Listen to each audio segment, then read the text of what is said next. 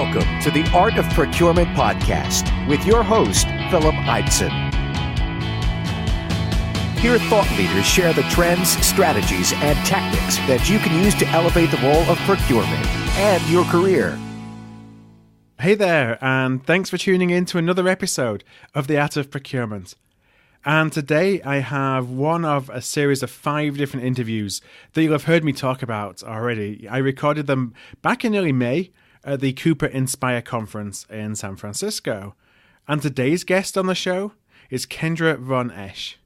Kendra has really a deep background in IT, and most recently, she was Chief Information Officer at Veolia in North America. Kendra recently made the leap from IT to procurement, and she currently serves as an Executive Strategic Advisor for Coupa. Kendra is actively involved in a number of CIO communities and industry boards, where she spends time to help fellow CIOs develop change strategies around the use of ERP and procurement technologies.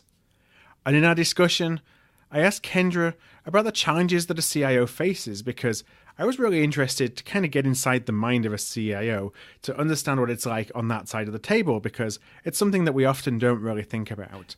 Kendra and I then talk about how procurement leaders and professionals can build deeper relationships with their peers in IT. Well, before I roll the tape, just a quick reminder that I have a free report that I published recently called 50 Lessons from 50 Shows.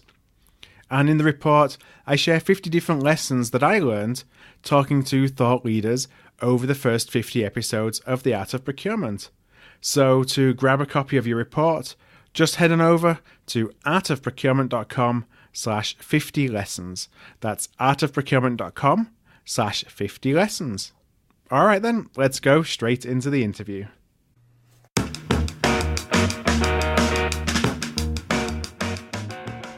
I'm really proud to say that this episode of The Art of Procurement is brought to you by Denali. And Denali is a procurement-focused, technology-agnostic, and highly efficient managed services provider. As a former buyer and provider of procurement managed services, I've really admired Denali from afar for quite some time. Denali specializes in providing a variety of procurement services. They include category management, sourcing, contracting, supplier management, and P2P, so really anything across the procurement continuum, and they do that for Global 2000 clients across multiple industries. Denali really understands that every client has challenges within their procurement delivery model that's unique to that company. That's why Denali prides themselves on building solutions that are tailored to solve the individual needs of each client. Partnering with Denali's procurement professionals, your organization is going to be able to generate more value faster. I'd really encourage you to check out Denali for more information, tell them that The Art of Procurement sent you, and head on over to www.denaliusa.com. That's www.denaliusa.com. So hi there, and welcome to another episode of The Art of Procurement. And as I mentioned in the introduction, my guest today is Kendra Von Esh. So Kendra, welcome to the show. Thank you very much for having me. It's good to be here. Well, thanks for joining me.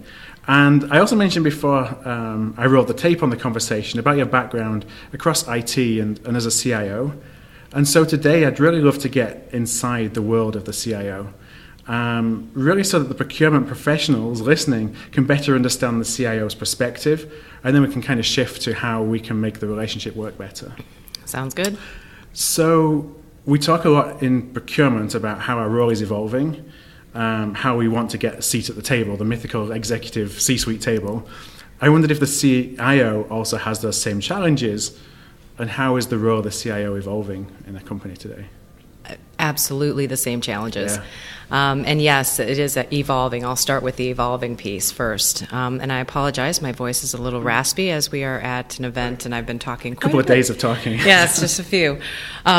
So how is the CIO role evolving? It's changing so rapidly with all of the new technologies that are out there, such as cloud, all the services, infrastructure as a service, SaaS, platform as a service, and the digitization of business, period, and not developing it all in-house and having it hosted on an on-prem brick-and-mortar building and doing kind of the health and wellness and care. The CIO now needs to look at data management and security and, quite frankly, vendor management. Right. Because as you outsource more of these functions, you now have to manage those vendors and hold them accountable and ensure that you have a holistic view of your application strategy, but also the data, the governance, and the security around it. Mm-hmm.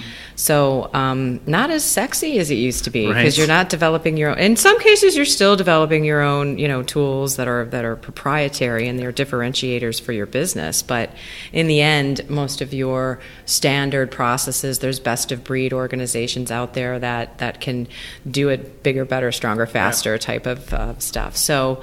From a seat at the table perspective, it is very company specific, quite frankly. So it depends on the organization's how they view IT, or how important is IT to the company. So in some cases, it's a keep the lights on group and organization. So maybe they don't really look at the IT space or the CIO role as someone who is innovative and can be bringing in revenue and can drive real valued, measured results for the organization by enabling technology.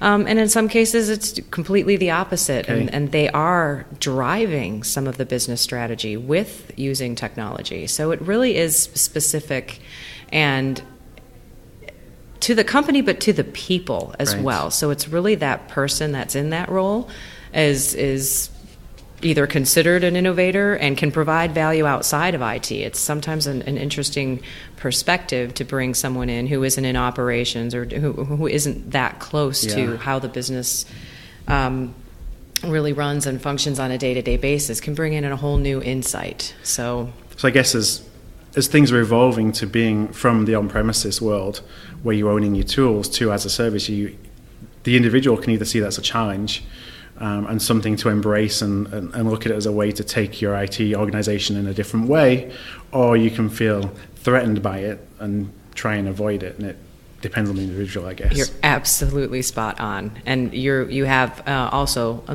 people in between too. Mm-hmm. So they see things like Gmail. Oh, let's be safe and just go ahead and let's do Google email. Let's get rid of our Outlook exchange on site. And that's like one, but that doesn't really provide you any additional value at all. It just gets you kind of your toe in the pool for what's available out there in the cloud. So how is a CIO typically measured then? I think it's important from a procurement perspective to understand what the objectives of the CIO is, so that you can support them in the meeting of those objectives. And from my perspective, I never really knew or understood what my CEO was measured on. And I think it's based on the role. Yeah. So if I'm in an organization that's looking at me as a big old cost center, why do you spend so much money? I'm not providing I'm not developing any new sexy stuff that differentiates us or is a revenue generator for the business. Then I am now I better find out ways to cut costs, and I better reduce my budget. So I could be measured on my savings. I could also be measured on the other side of the fence. What am I bringing to the business? How am I tied to a percentage of revenue increase, business process and efficiency gains? It really has to do with the business goals. Okay.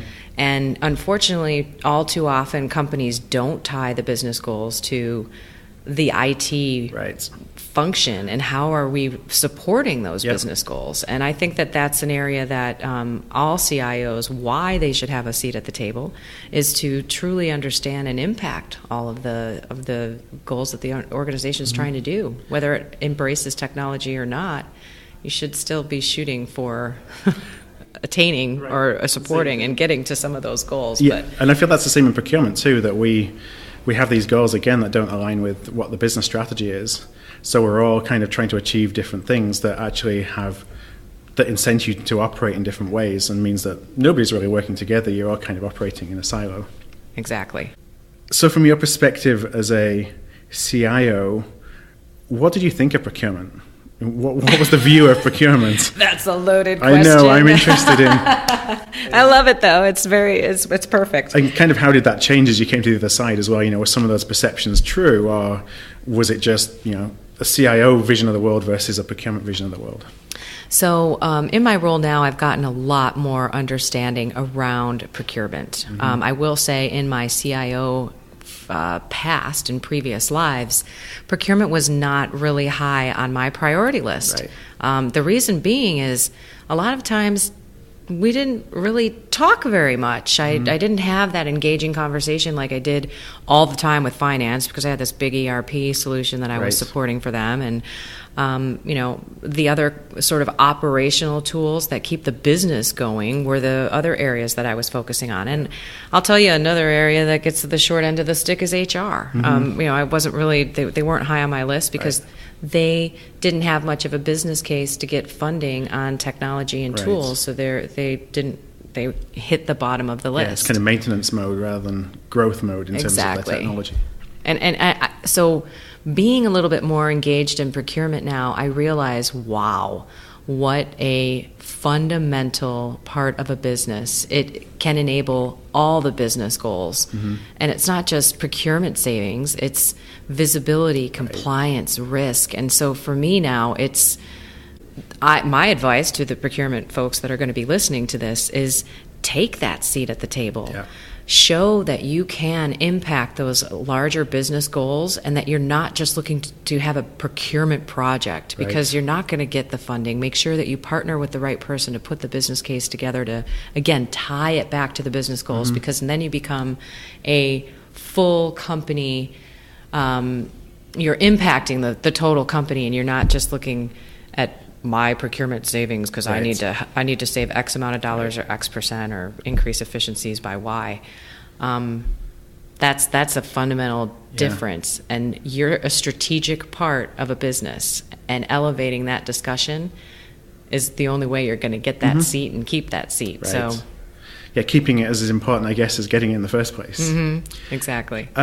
Before I go on to how to influence the CIO, I just had a last question about when we talk about the perceptions of procurement. And I had a couple of remits where I was responsible for IT spend just as part of a number of categories I had responsibility for. I'm sorry. Yeah.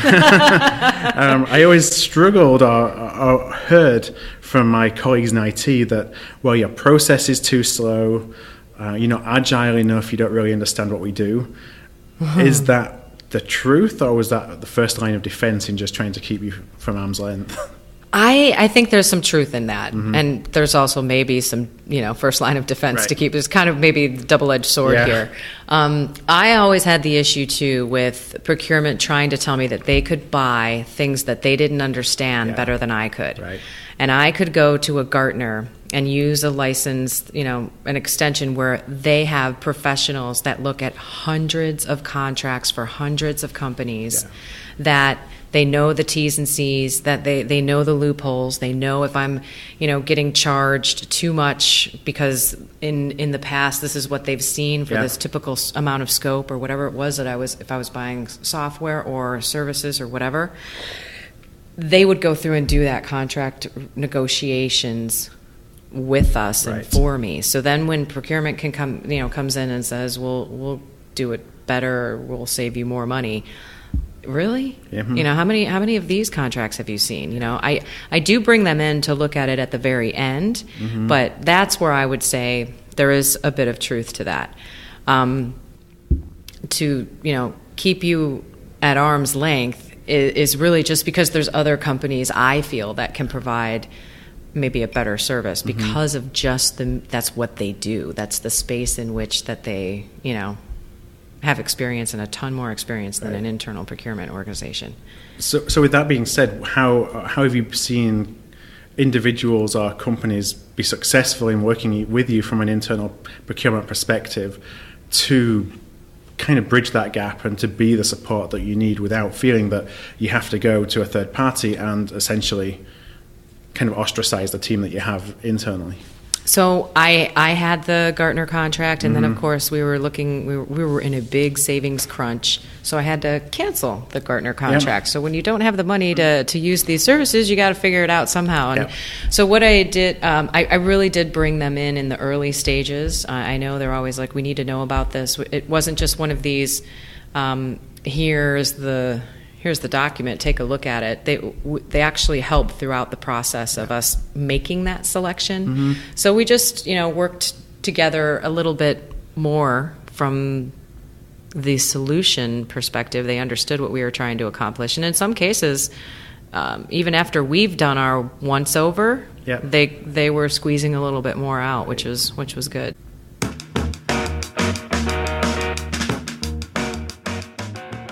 This episode of The Art of Procurement was made possible by support from Denali. And Denali specialises in providing a variety of procurement services, including category management, sourcing, contracting, supplier management, and P2P for Global 2000 clients across multiple industries. And as a buyer and provider of procurement managed services, I know that you only get one chance at making a first impression, both with client executives but also with key stakeholders, and how you approach the rollout of your new relationship truly is critical. And so I recently talked with Shari Thomas. Shari is a manager at Denali with responsibility for launching new client programs. So my name is Shari Thomas, and my title is manager. I typically am on the initial team assigned to new clients to build a relationship with them and to help implement their program. I asked Shari to share with me one of the keys to a successful implementation. I think it's important for Denali to understand the culture of the organizations we represent. When we go in to work with a client, demonstrating that we understand their challenges goes a long way toward helping us integrate with the team. And of course, we need to deliver excellent results based upon the client needs. We have several formal training programs for learning about working with people that have different styles. And those programs have been tremendously beneficial in helping the team adapt to different clients. So when you need a procurement managed services provider that hits the ground running by focusing on your needs from day one, talk to Denali. To find out more, visit www.denaliusa.com. So you're a CPO and you want to build your relationship with your CIO. I'm interested in kind of the steps that you should be thinking about taking to build the partnership, essentially, so that it's not you both operating individually. As a CIO, what would you be looking for from your CPO, both in terms of how they engage, how they're helping you, and how they kind of progress that relationship so they become more of a trusted business partner to you? So, you have category management expertise, and I think that you need someone that's focused on IT. I mean, everyone's going to say that their area is a little bit different and we have to have some specialties. Just like in IT, you have to now look at your business community and have people that functionally know what's going on over there. So there's a lot of moving and shaking going on in organizations today where IT is now in the business and the business is now in IT. So I would say that to get that group to work better together, I would love staff sharing. So why shouldn't we, first of all, get to know me, take me out to lunch, give me some wine, I'm all good with that. Build that personal... Important first step. right. I mean, because sometimes these functions don't even talk. And procurement gets buried under a financial function. And there is no conversation. So don't be afraid of IT. And IT is not avoiding you on purpose. They're just busier with other stuff. So have that build that personal relationship, and then professionally talk about what are you both trying to accomplish in your space. And I understand just, IT and procurement have a lot of the same challenges with the business. We're always being looked at for savings and then to prove our value. Like, I don't believe that you actually saved that amount. Well, why not? And then also fighting for that seat at the table, being strategically viewed, not, we're just going to tell you what we want to implement, go implement it. So there's a lot of similarities that I think are lost between these two groups. And the fact that you talked about trying the challenge within the CIO world of getting that seat at the table from a procurement perspective, I always felt that you already had that.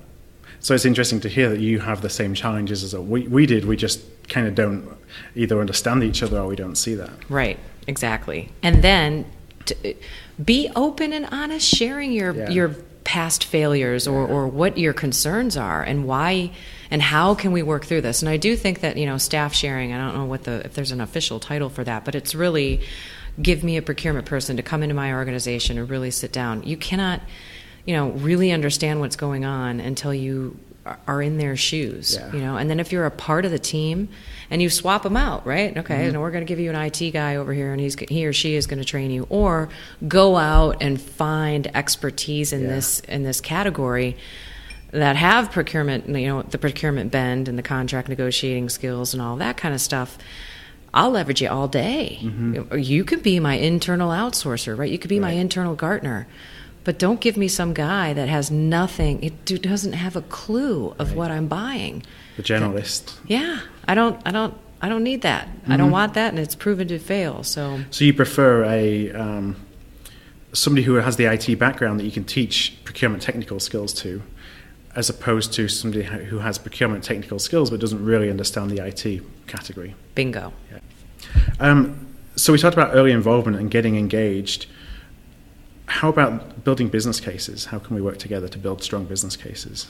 I think it's also including finance in this process. So it's not just a CPO, CIO deal. It is because they're the ones that are going to come and not believe it and sniff it out and say, "Where'd you get this data?" You really do need to bring those three organizations together. And in the beginning, please do it. I mean, I know I've made this mistake myself where I've gone down a path of going out to search for vendors, and then when it comes down to okay, now I just need to negotiate the contract, I'll bring procurement in now, or now I need to go get funding, I'm going to go bring finance in now. I mean, if they're partnering with you from the very beginning, then they are learning along the process, and they can validate and provide the right information to make a solid business case, so that you're not at the very end, having people trying to poke holes in it, running around trying to get the right sign-offs when people haven't been involved from the beginning. Exactly. And they just, and all of us, finance wants to be involved in the beginning, IT wants to be involved in the beginning. We don't want you throwing over a solution to us and saying, go, we're going to go with this SaaS solution or this, IT should really be the owner of all of the technology in the organization. Owner from, I want to make sure that, yes, partnering with you and helping to define and find those great pieces of these great solutions, but also ensuring that, hey, we're not going to hurt ourselves. It's also in our, bigger portfolio view, back to the data security, managing the risk piece of it. Exactly. And so the next area was, and I think this is important, this is something that procurement, we need to learn in all the categories that we work, is speaking the same language. Is that something you struggle with? Yeah, I am definitely not one of those IT people that is techie talk. I speak business because I'm not technical. I'm more learning the business processes, re-engineering and enabling and innovating with technology. So, but there are other pretty technical IT people, and sometimes people are running in the other direction when they're coming down the hallway, because there's like, that guy's going to talk to me and I'm not going to have my eyes are going to roll back in my head and I'm going to start drooling and not get what he or she is saying. And that's unfortunate. And I think procurement also needs to know every group has their own little language and their own, the more I learn about procurement, the more I'm fascinated with it enables the entire business. I mean, everybody buys, and I never thought of it like that in the past. I never looked at it as a strategic lever for a business, and I didn't know half the terminology, and all I knew, quite frankly, from IT's perspective, is there's not a lot of systems out there that are really successful in this space. So I do have to say, it's just, what are you trying to accomplish to, again, tie back to the business goals and just have that just flat out normal English conversation without diving into specific processes and terminologies. Yeah, we use a lot of lingo. Yeah, so do we. I mean, we have how many acronyms that we fly around? People are like, what is that? I mean, at the end of the day, it's, and you have that everywhere. It's hysterical that each function has really developed their own languages. Our own way of speaking, so Yes. nobody understands us, Right. like our own code. Exactly. So, as a CEO, part of your role is building technology platforms, looking at things from a platform perspective. I was interested in your perspective that I spoke recently to Deloitte, to Brian Umbenhauer, who's the head of the sourcing and procurement practice at Deloitte. He talks about the Deloitte CPO study that they had, and one of the key things that came out of that was that CPOs are investing in technology, but they're not necessarily doing it strategically. They're buying bits and pieces from left, right, and center, and then ending up with a cobbled together kind of mishmash of different things that maybe don't take them where they want to go. So what advice would you give to somebody who's thinking about building a kind of a technology platform in procurement? How can they think of building something that's more strategic rather than just kind of buying the next shiny thing and figuring out a way to cobble it together? How would you approach that when you're building technology platforms within IT? So in this case, you have three major stakeholders. You've got IT, because of course you're going to use a system of some sort. Yeah. Hopefully not many, like you're saying, these point solutions. You're going to need to get finance involved /AP and from a budgeting and a business case development standpoint, but also how does this affect the AP process, because you need to get the payment piece. And then, of course, procurement.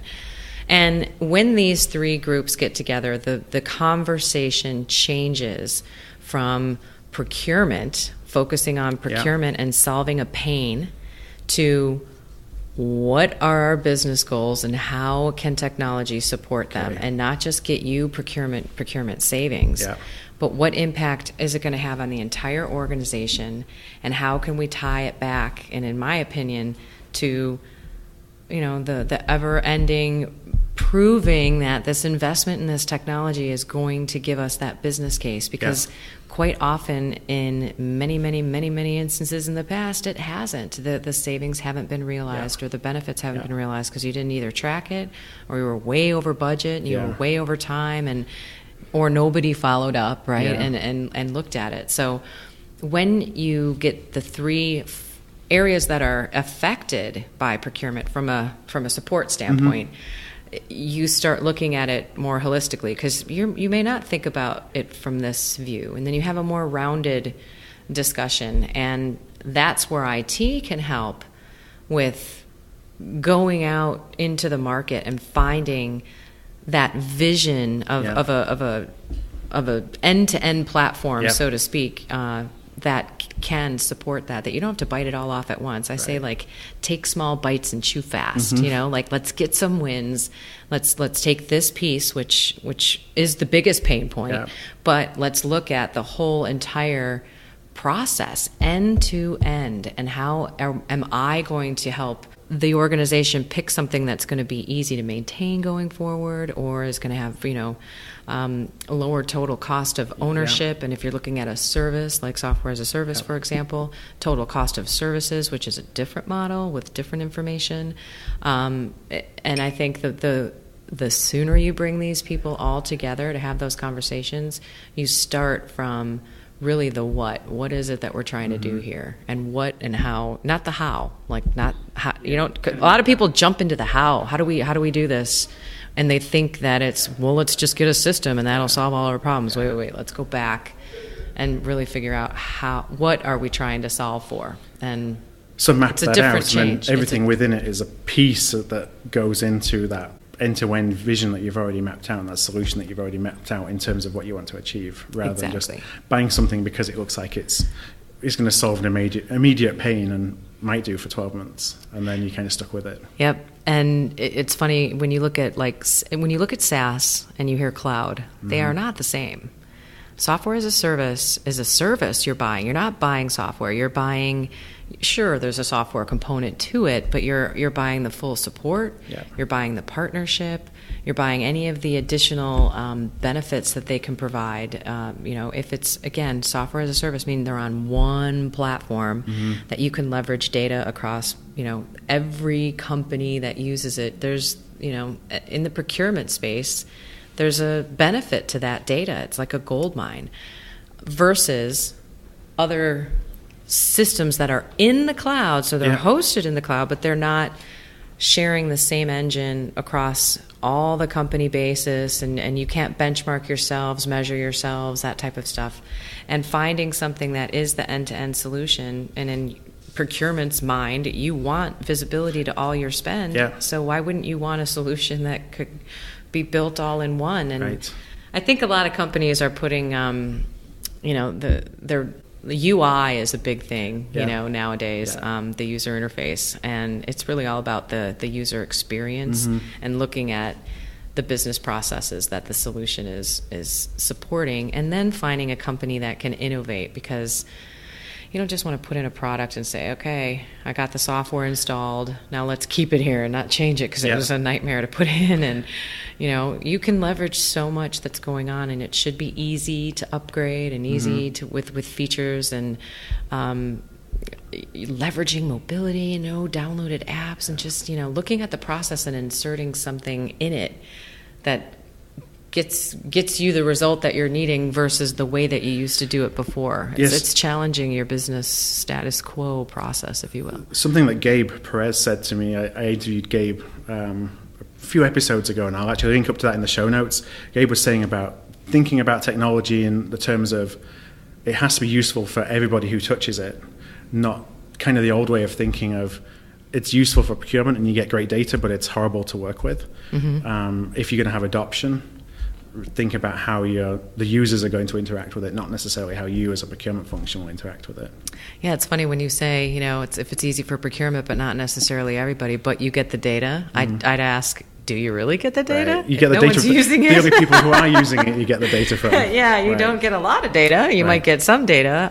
And are you getting the right data? Because if it's so difficult to use or people don't use it, it's that catch-22, right? You mentioned right at the beginning about info security being critical to a CIO, especially now as a lot more things are moving to cloud. How can we help IT manage info security? It could be through the sourcing process and understanding what the risks exist with suppliers. I feel as though it's something that we don't do a great job of. We don't do a great job consistently. And if that's one of the biggest challenges you have, then surely by being able to help in that area brings more value for procurement to an IT organization.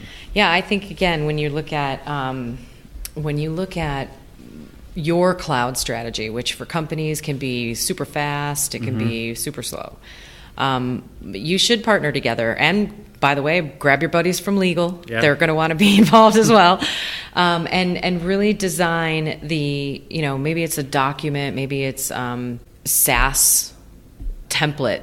So you check all of these things and you validate so that when you're choosing a SaaS partner or a cloud partner, whatever you're doing that's not currently owned and in on premises that you're supporting, that you follow that and you fill that out and you get regular updates and certifications on these providers. A large healthcare provider that I have recently worked with is moving 75% of their applications to the cloud. And they have a lot of cloud solutions out there already, so they had to go back and look at everything that they had, and they started shutting down some of these providers because they didn't have these certifications or these certain protocols in place. Right. So that's where I think you can help, and then implement and continue to make that a part of the analysis for the organization in the SaaS or cloud space. So I have just one final question before we wrap up, and that's if you had a magic wand, what would be the one thing that you would recommend or wish that a procurement leader would do to really strengthen their relationship with you as an IT leader? Teach me what you do. Yeah. Because I don't think IT has you're not talking to each other much. We know that people buy stuff, but as I've learned more in this space, I'm like, wow, this is a strategic lever for the business. I mean, this supports a whole bunch of business goals. It's not. This is where I want the procurement organizations and the leaders in procurement to have different discussions. You're not just renegotiating contracts for the best deal. You're not trying to get the lowest unit cost. I mean, I know you are, right? At the end of the day, you will have some of those targets. But that's not necessarily the be-all and end-all, and that's not what we want to be doing necessarily. Exactly. So my advice is to talk to the IT organization to say, how can I get rid of this stuff that's just administrative so that I can be now focusing on the strategic parts of my area, like sourcing and such versus paper pushing and going through just the admin piece. Then you're not going to be looked at as a back office function, and I'm going to look at you and say there's real achievable things that we could do here together. And it is just help me understand more of what you do and what you need, and so you can understand how you can take advantage of that. Exactly, absolutely. And quite frankly, then I can also tell you, hey, these are all the other things I've got going on, but I don't think, and then have that challenge those focuses that IT is working on versus what you can actually deliver for the organization. I think, don't be afraid. I think courage is a big leadership trait. Like, get out there, learn, engage, build those relationships, and you're going to have each other's backs, because again, IT and procurement have a lot of the same challenges. I think we probably need each other more than we both realize. Yeah, absolutely. It's more and more apparent. Yeah. And finance, I hate to leave them out, but that's a pretty big piece as well. I think all three of these groups just need to work together much better, and there's a lot of pretty cool things that they could do. Well, Kendra, thank you very much for your time today. I really appreciate it. I know we have to wrap up here. What I'll do is I'm going to put a summary of the conversation today online as well, along with the interview and a transcript. That's going to be at artofprocurement.com/CIO. That's artofprocurement.com/CIO. Kendra, thank you very much. Thank you. I had a pleasure talking to you. Thanks. Me too. Cheers. Thank you for listening to another episode of The Art of Procurement. To find an archive of all past episodes, you can go to artofprocurement.com/episodes. And to ensure you never miss another show, go to artofprocurement.com/subscribe.